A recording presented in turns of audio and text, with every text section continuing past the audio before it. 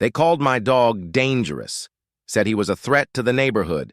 The HOA president, Karen, filed complaint after complaint until I almost lost him. But last night, everything changed. The storm hit hard.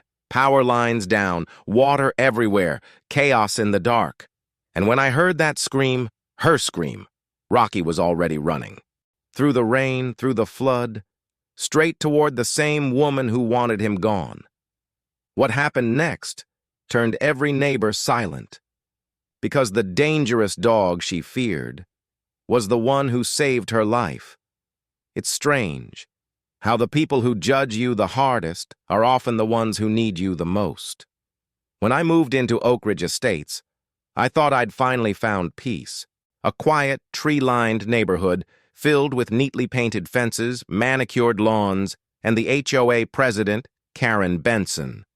She noticed me the day I arrived, not to welcome me, but to point out that my mailbox was 2 inches too tall. That was my introduction to the HOA, but Karen's real obsession wasn't with me, it was with Rocky, my German Shepherd. He's big, sure, but loyal, calm, and smarter than most people I've met. To me, he's family. To Karen, he was a threat. It started small. She'd glare from her porch every time I took him for a walk. Then came the notes. HOA Rule 14B. Aggressive animals not permitted. She'd slip them under my door like some kind of suburban hitman. Then one morning, I got the email that changed everything. Your dog has been officially declared a danger to the community. Remove him within 14 days or face fines. No hearing, no evidence, just a decision signed by President Karen. I was furious. I appealed, sent videos of Rocky playing fetch with kids, sitting calmly beside neighbors. But every time Karen dismissed it. She said, "He looks aggressive. That's enough." That month became hell. HOA fines, anonymous complaints, even whispers from neighbors who used to wave. I almost moved. But Rocky, he'd just sit by the window, watching the world that suddenly hated him. Then came that night. It was late, around 11:45 p.m. The storm had rolled in fast, wind howling through the trees, lightning flashing over the rooftops. Rocky stood at the window, ears perked, growling softly. I thought maybe another raccoon had wandered near the trash cans, but his growl deepened, low, protective, urgent. Then he barked, once, twice. Then he ran to the door. That's when I heard it. Faint, but desperate. A woman's scream. I grabbed my flashlight and followed Rocky into the storm. Rain slashed across the street as I saw where he was headed. Karen's house. Her front door was wide open, porch light flickering. I ran inside and froze. The living room was flooded ankle deep. Sparks danced from a broken wire near the floor.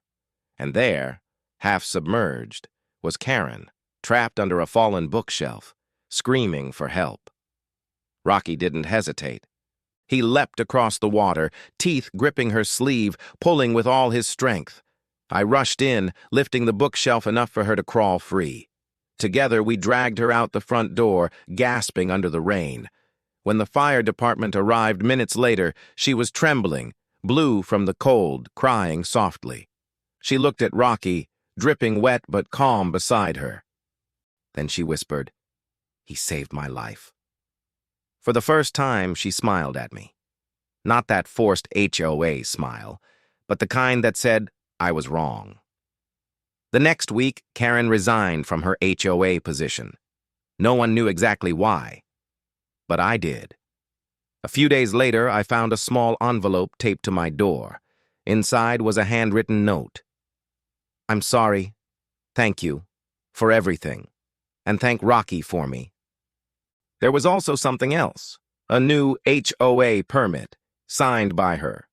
Exception granted, emotional support animal. Now, when I walk Rocky through the neighborhood, people don't avoid him anymore.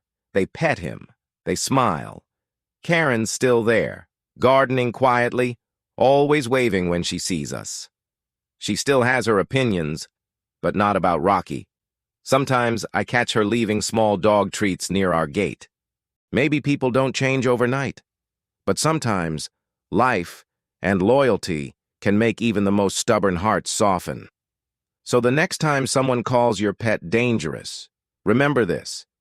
It's not the bark that matters. It's who they choose to protect when everything's falling apart.